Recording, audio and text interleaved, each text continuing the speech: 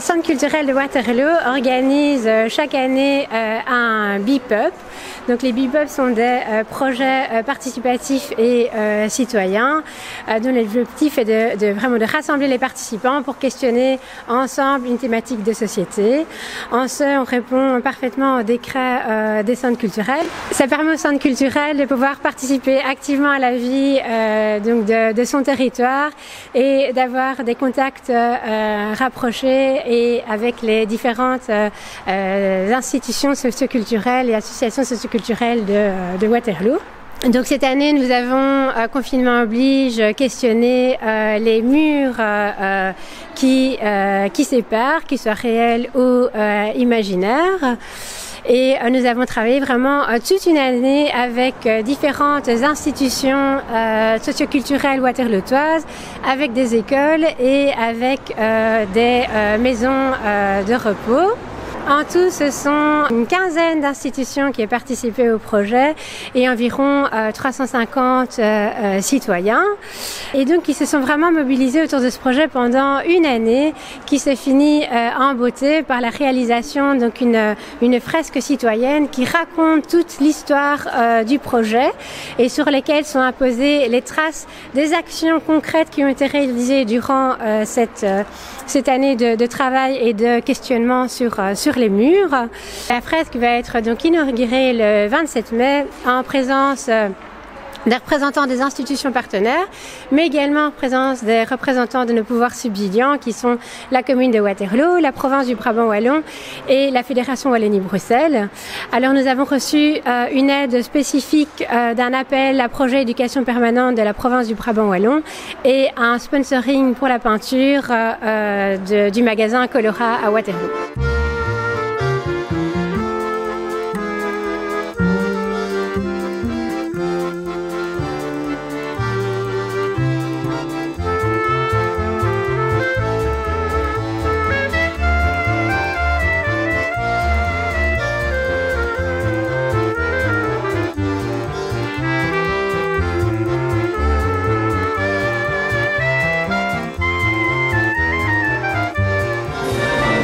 Bonjour et bienvenue au musée Wellington de Waterloo.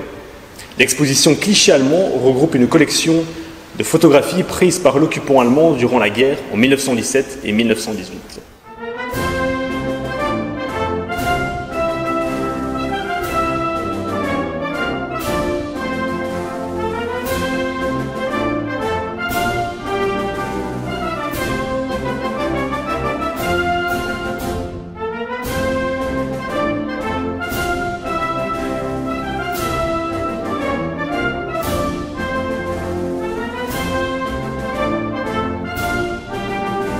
Dis-moi Martin, je ne comprends pas cette église qui ne ressemble pas du tout à ce qu'on a l'habitude de voir dans nos villages. Alors en effet, c'est un bâtiment emblématique de la ville de Waterloo. Il faut remonter au XVIIe siècle lorsque Waterloo n'est encore qu'un simple hameau. C'est en fait une chapelle dédiée à Sainte-Anne. Il y a 100 ans, l'occupant allemand photographiait le patrimoine artistique belge. Cette campagne photographique, en effet, pour pouvoir apprécier son patrimoine, il est important d'y connaître son histoire. C'est durant 18 mois, de l'été 1917 à l'armistice en 1918, que l'Allemand va vouloir s'intéresser au patrimoine et aux monuments belges.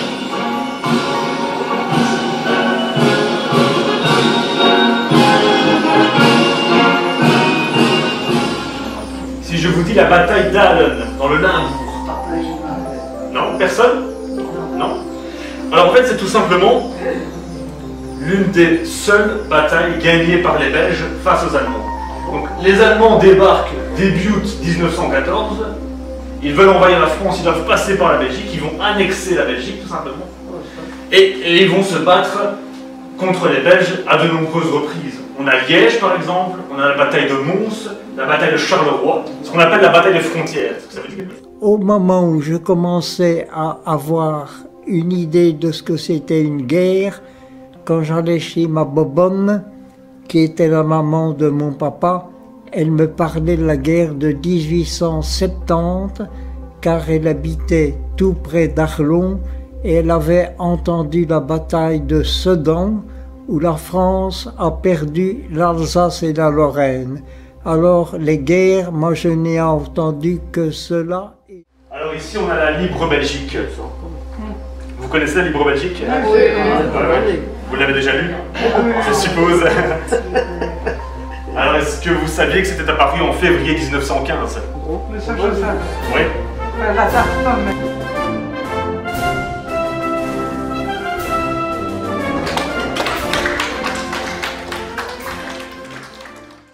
Je suis animatrice au Centre culturel de Waterloo.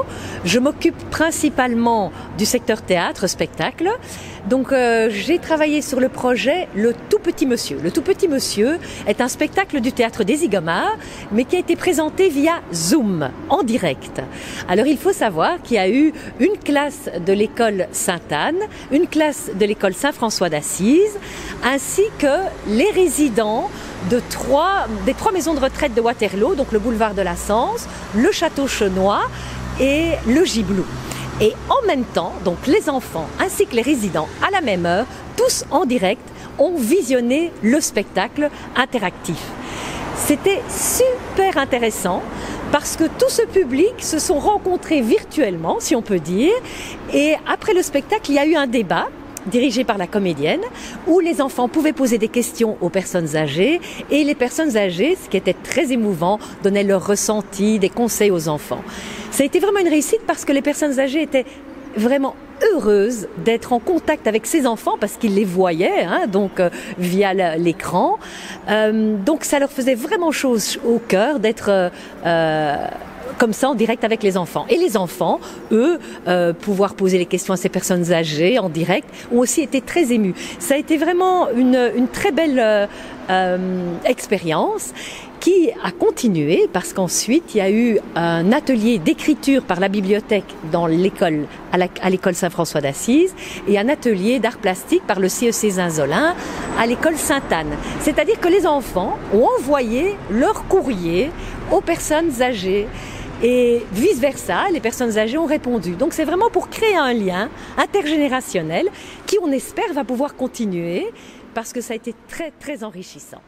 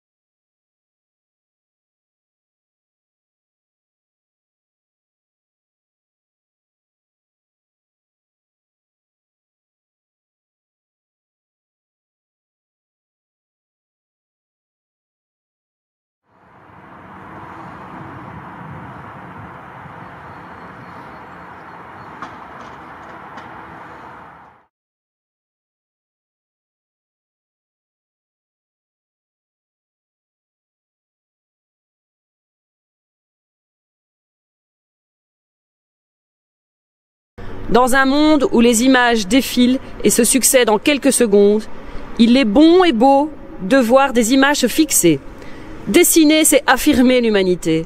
La main, le temps, l'écriture, c'est affirmer un temps biologique qui parle de l'homme.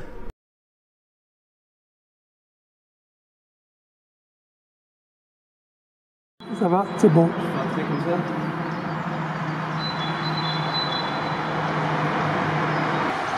Est-ce que c'est où il a travaillé dans quel budget?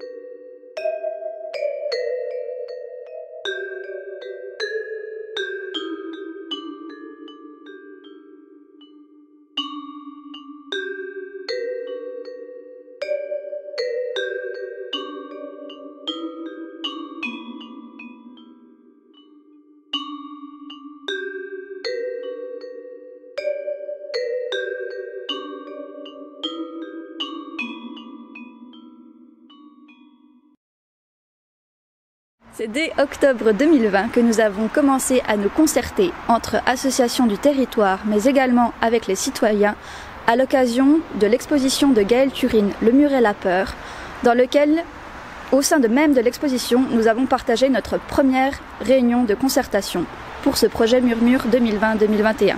Cette année, c'est l'ASBL Bonjour la Vie et le CEC Zinzolin qui sont venus à nous avec la véritable volonté de porter un projet intergénérationnel qui décloisonnerait donc à la fois les gens et les générations.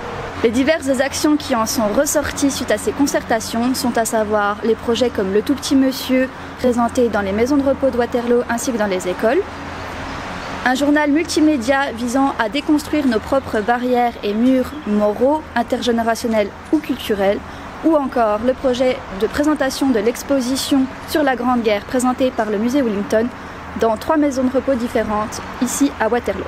Chaque action a amené la construction de liens entre les générations, que ce soit via les correspondances à l'issue du spectacle Le Tout Petit Monsieur ou à l'échange de témoignages à l'issue de l'exposition sur la Grande Guerre par les aînés ou encore simplement au partage des vécus sur les situations de crise sanitaire actuelles ou celles que nous avons vécues par le passé.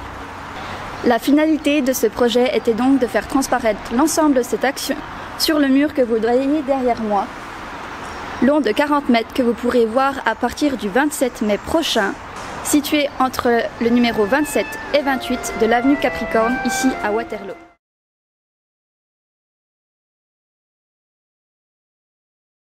Bien, je représente l'ASBL Bonjour la Vie. C'est une ASBL qui s'occupe de l'amélioration progressive de la qualité de vie des aînés. Alors pour le projet Murmure, outre le fait qu'on était dans l'organisation avec Zinzolin, on s'est engagé dans 2 projets. L'un, c'est ce que vous voyez derrière moi, c'est un projet avec le musée Wellington qui est venu faire une conférence virtuelle sur une de leurs expositions sur la guerre 14-18. Alors pourquoi on s'est intéressé à ça? Parce que voilà, c'était le témoignage des aînés qui nous intéressait.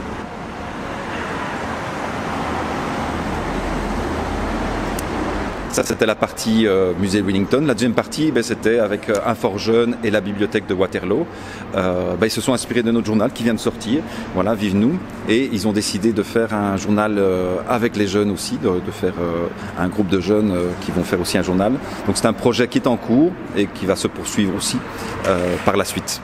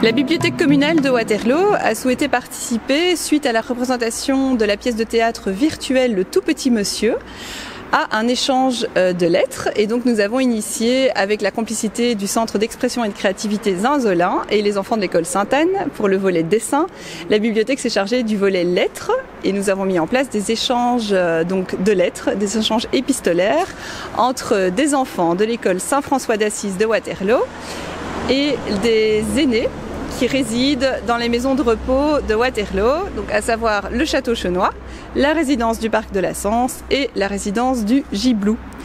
Donc ces échanges épistolaires ont constitué, moi j'ai accompagné les enfants de l'école Saint-François pour écrire simplement une lettre, donc les enfants se présentaient aux aînés, et ensuite les aînés ont répondu aux enfants, et des petits jeux d'écriture, des petits ateliers ludiques ont été aussi proposés aux aînés et le seront prochainement aux enfants. Donc les échanges d'écrits, à défaut de pouvoir se voir en vrai, ont lieu entre les enfants et les aînés. Et donc l'idée, c'est vraiment de pouvoir décloisonner, de travailler sur l'intergénérationnel et de mettre en contact des publics qui habitent Waterloo, mais qui sont un petit peu aux deux chaînes de la vie, aux deux maillons opposés, et qui puissent se parler et évoquer leur quotidien respectif.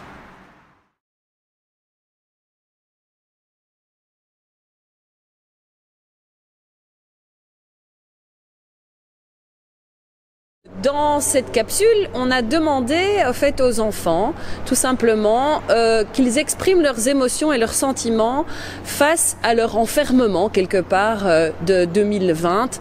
Et il en est sorti que c'était plutôt dans leur chambre, par rapport aux objets au quotidien, on avait demandé ce sujet-là, mais c'était plutôt leur chambre, le salon, la cuisine. Donc on est vraiment revenu au côté humain de la chose et le besoin de contact qu'ont les enfants également. Et donc ils ont exprimé ces émotions et ces sentiments grâce à des dessins. Et chose importante, il y avait une exposition qui avait lieu en même temps de Roy Lichtenstein, qui avait lieu au BAM à Mons. Et grâce à cette exposition et la manière dont Roy Lichtenstein a travaillé aussi justement des lieux comme des salons, etc., ils ont techniquement travaillé ce sujet à la Roy Lichtenstein. Et donc on a le résultat ici sur ce mur de leur vision, de la vision des enfants qu'ont de l'enfermement, ou en tout cas le fait d'être dans leur mur, dans leur chambre, et de voir les choses de cette manière.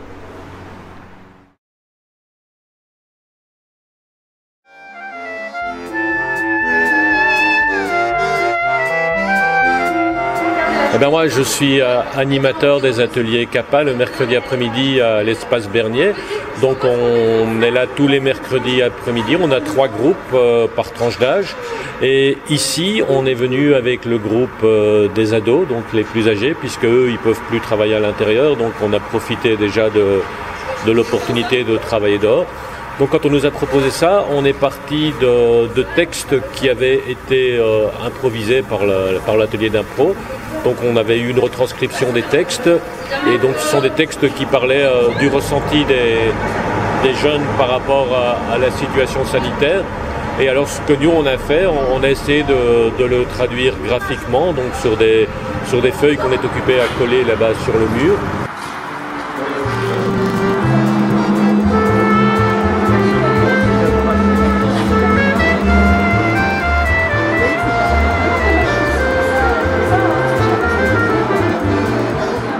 Et alors là, on a un autre groupe qui s'occupe de faire un dessin qui va introduire tout le reste de la fresque.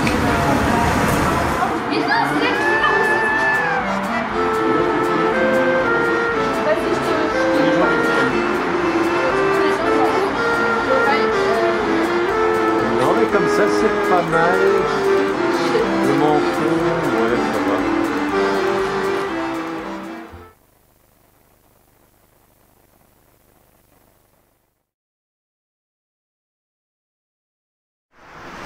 Alors dans cette création-ci, on a voulu symboliser en fait le lien entre les personnes âgées et les enfants en stage Zinzolin.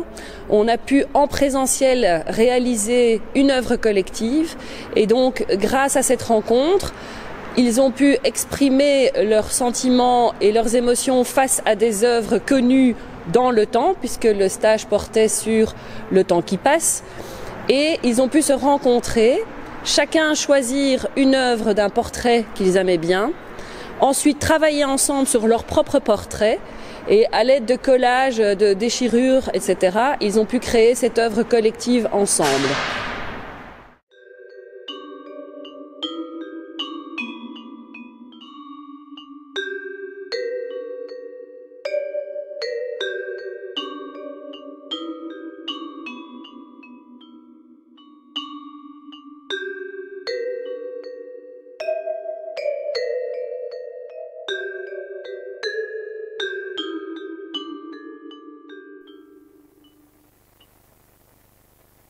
Alors bonjour, je suis animatrice au Centre culturel de Waterloo.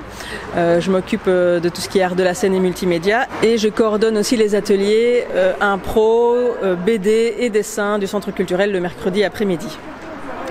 Là, on a décidé de travailler sur des pochoirs qui vont être disposés à 3 endroits stratégiques du mur, puisque le dessin sur le mur, cette grande fresque représente une ligne du temps. Eh bien, on aura une personne âgée, un jeune et ensuite un enfant en bas âge pour représenter le passé, le présent et le futur. Voilà.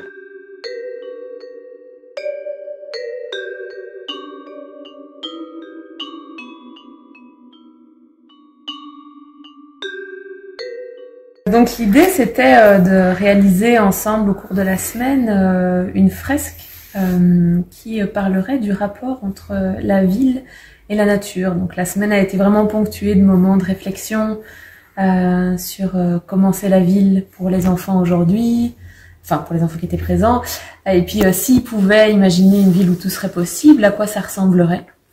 Et donc en fait on est énormément sortis pendant la semaine pour observer, enrichir un peu notre répertoire de formes, regarder c'est quoi les endroits dans la ville qui nous plaisent, qui sont confortables, c'est quoi les endroits qu'on aimerait changer. Et donc...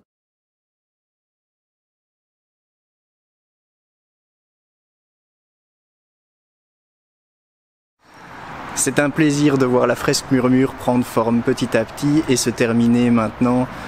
Cette fresque illustre parfaitement le rôle du centre culturel qui veut jeter des ponts entre les gens, entre les cultures, entre les actions culturelles, entre les projets. C'est créer du lien et le lien sera toujours assez fort ici à Waterloo pour briser tous les murs. Et donc c'est une grande fierté de rassembler plus de 300 personnes tout au long de l'année pour constituer ce projet.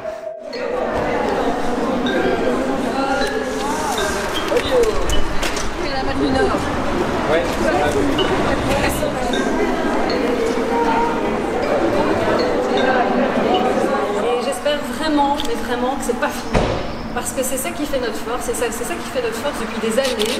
Et avec le centre culturel, je suis bien placée pour le savoir, ça donne toujours envie aux gens de continuer. Et c'est vraiment le mot que j'ai envie de garder, c'est merci et les mots, merci et continuer, parce que c'est ensemble qu'on peut faire des projets comme ceux-là. Donc moi je ne peux que vous encourager et évidemment vous dire que ben oui, la commune de Waterloo sera toujours à vos côtés pour porter ce genre de projet, parce qu'il faut faire vivre, il faut faire s'exprimer. Et donc bravo à tous, vraiment merci à tous. Et que dire de plus que vraiment, ben, on a de la chance, on a beaucoup de chance d'avoir tous ces talents dans notre commune. Merci.